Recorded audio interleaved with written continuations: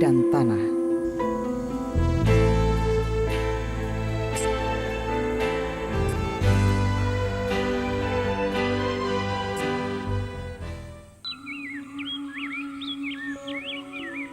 Hutan merupakan salah satu kekayaan alam yang sangat bermanfaat bagi makhluk hidup.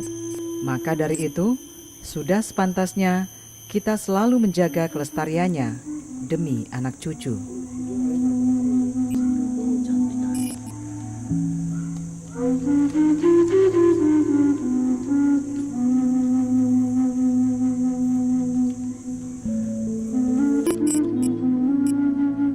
Taman Hutan Raya Sultan Syarif Hasim atau yang lebih dikenal dengan Tahura adalah salah satu contoh hutan milik negara yang masih terjaga kelestariannya.